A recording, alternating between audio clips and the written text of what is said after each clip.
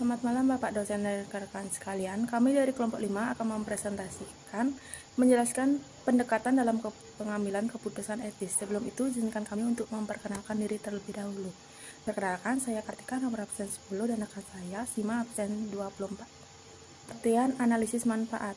Nah, analisis biaya manfaat adalah proses yang digunakan oleh perusahaan untuk memproyeksi potensi keuntungan bersih dari pelaksanaan suatu proyek. Nah, proses ini melibatkan estimasi manfaat investasi yang telah dikurangi dengan biaya terkait setelah memperhitungkan nilai waktuan.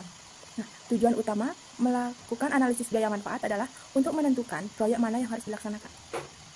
Selanjutnya ada manfaat analisis biaya.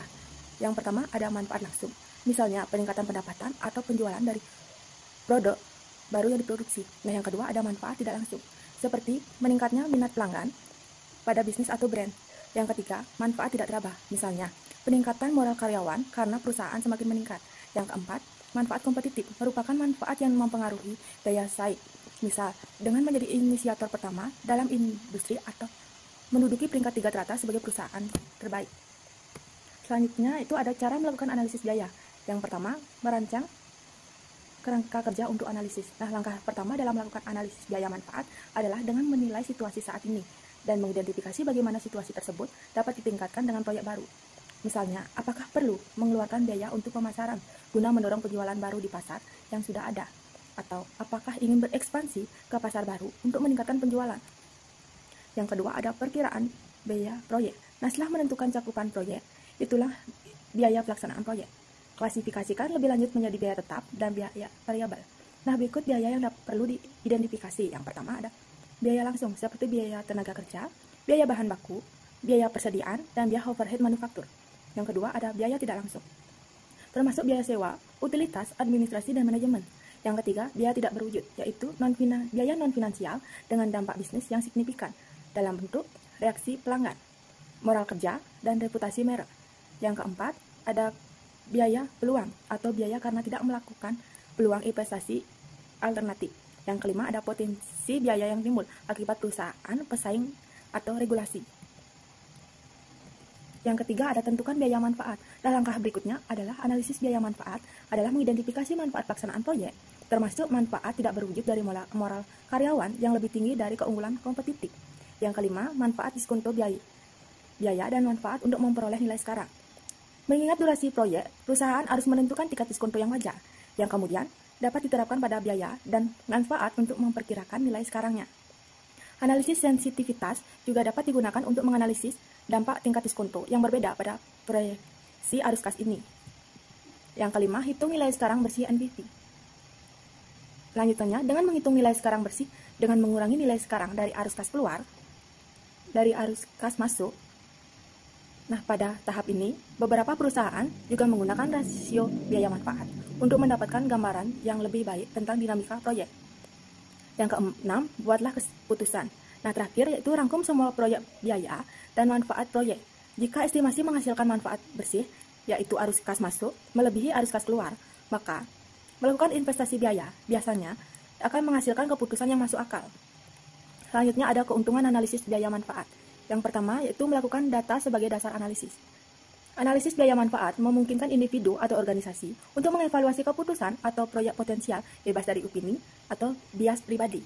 Yang kedua itu menyederhanakan pembuatan keputusan. Keputusan bisnis seringkali lebih kompleks. Dengan membandingkan biaya versus manfaat, proses pengambilan keputusan menjadi lebih sederhana. Yang ketiga, mengungkapkan biaya dan manfaat tersembunyi. Nah, proses ini menguraikan setiap potensi biaya dan manfaat yang terkait dengan suatu proyek, yang dapat membantu mengungkapkan faktor-faktor yang kurang jelas seperti biaya tidak langsung atau tidak teraba. Selanjutnya, ada kekurangan analisis manfaat.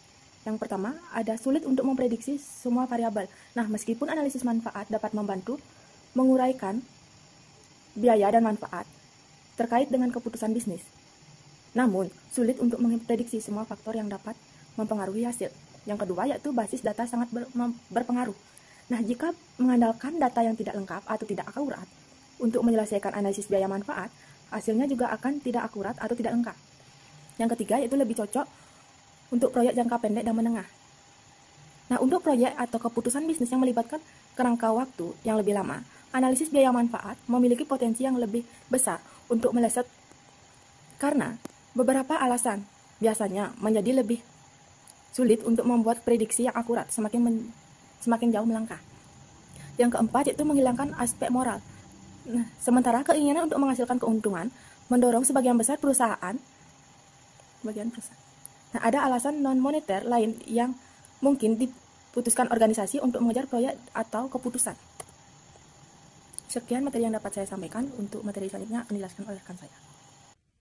Baik, di sini saya akan melanjutkan materi tentang memberikan contoh analisis etis untuk pemecahan. Contoh masalah etis untuk pemecahan masalah, dilema etika dalam perusahaan. Dalam situasi sebuah perusahaan manufaktur menghadapi masalah terkait limbah produksi, perusahaan memiliki dua pilihan. Yang pertama, mengolah limbah dengan cara yang ramah lingkungan tetapi memerlukan biaya tinggi. Yang kedua, membuang limbah secara ilegal untuk menghemat biaya yang dapat mencemari lingkungan dan merugikan masyarakat sekitar. Analisis etis. Yang pertama, identifikasi stakeholder, karyawan perusahaan, masyarakat sekitar, pemegang saham, dan lingkungan. Yang kedua, pertimbangan etis. Dalam kewajiban moral, perusahaan memiliki tanggung jawab untuk tidak merugikan masyarakat dan lingkungan. Membuang limbah secara ilegal dapat menyebabkan kerusakan jangka panjang. Dalam keuntungan jangka pendek versus jangka panjang, meskipun membuang limbah secara ilegal dapat menghemat biaya dalam jangka pendek, dampak negatif terhadap reputasi perusahaan dan potensi sanksi hukum dapat merugikan perusahaan dalam jangka panjang. Transparansi dan kepercayaan. Mengambil keputusan yang etis dapat meningkatkan kepercayaan masyarakat dan pelanggan terhadap perusahaan. Yang ketiga, alternatif solusi.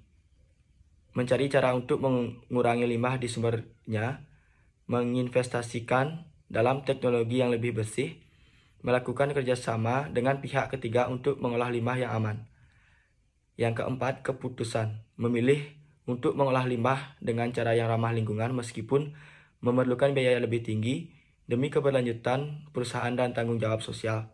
Dengan menggunakan analisis etis seperti di atas, perusahaan dapat membuat keputusan yang lebih baik dan bertanggung jawab, serta menjaga reputasi dan keberlanjutan mereka.